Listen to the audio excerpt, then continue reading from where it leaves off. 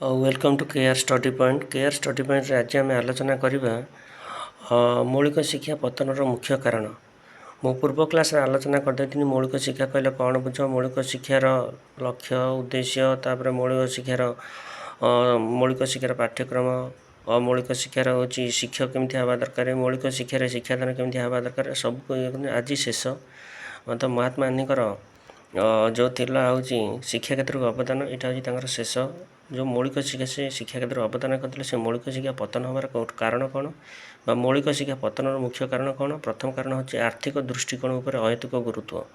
आर्थिक दृष्टिकोण उपर अहेतुक गुरुत्व कहले कौन हो ना मागणा बाध्यता जेहेतु महात्मा गांधी शिक्षार था मागणा बाध्यतामूलक शिक्षा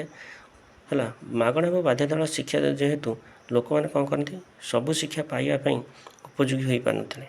यही शिक्षा समस्त पिला प्रयुक्त हो पार ना जहाँफल कि प्रति पिला मागणार पाठ पढ़ा संभवपर हो पार ना जहाँफल कौन है पैसार आवश्यकता पड़ा पैसार जो आवश्यकता पड़ा से कौन है ना धीरे धीरे मौलिक शिक्षा प्रति पिलामानकर इच्छा शक्ति कमीगला और धीरे धीरे मौलिक शिक्षा बंद होगा लगे। द्वितीय नंबर कारण था मौलिक शिक्षार सीमित प्रचलन अर्थात मौलिक शिक्षा केवल 6 ରୁ 14 वर्ष पिला उपलब्ध था मात्र यह उपलब्धि कर कौ मैंने जो मैंने साधारणतः कौन करती देख ये लिखाई कारण यही विद्यालय केवल गाँ मानक प्रतिष्ठा कराई मौलिक शिक्षाटा केवल गाँ मानक प्रतिष्ठा कराई तेणु से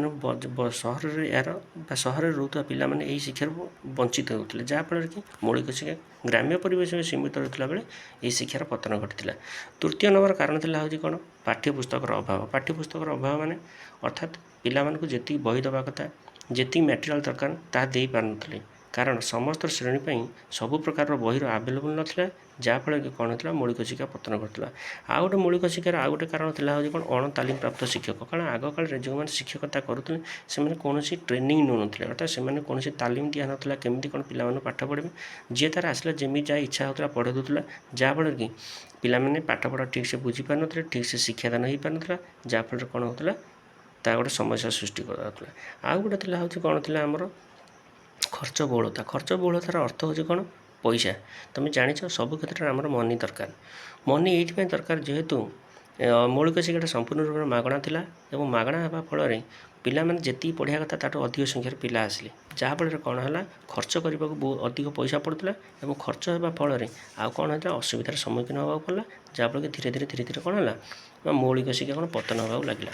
आउ गोटे देख लिखाई मौलिक शिक्षार आउ गोटे हूँ कौन थी दोषयुक्त परिदर्शन अर्थात मौलिक शिक्षा जो महात्मा गांधी मौलिक शिक्षा थी से शिक्षा को अर्थात से स्कूल को कई सरकारी ऑफिसर आसन कारण यहाँ संपूर्ण रूप से हूँ कौन प्राइवेट थिला अर्थात यहाँ क्या द्वारा परिचालित महात्मा गांधी द्वारा परिचालित होता तेणु सरकारी कर्मचारी ये आसन तेणु से कौन होता दोषयुक्त परिदर्शन अर्थ हूँ मनमुखी कई से विद्यालय को आसन ठीक समय कौन कार्य हो पार ना जहाँफल कि ये पाठ पढ़ा पिला इच्छा शक्ति धीरे धीरे कमी चलला। आ गए भाव प्रवणता अर्थ हूँ महात्मा गांधी जब मरीगले 1948 मसीहा जनवरी मास 30 तारिख में मरीगले संस्था अर्थात मौलिक शिक्षा चलवाई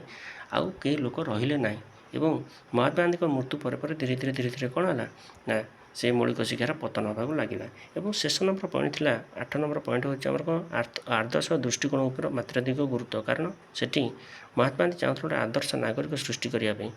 से सब कौन हो शिक्षार्थी मैंने नीति नियम को अनुଯାयी शिक्षा लाभ करते एवं आदर्श नागरिक होगा निजक निजे से प्रस्तुत कर पार ना जेहेतु महात्मा गांधी मृत्यु हो जाता मृत्यु होगा फल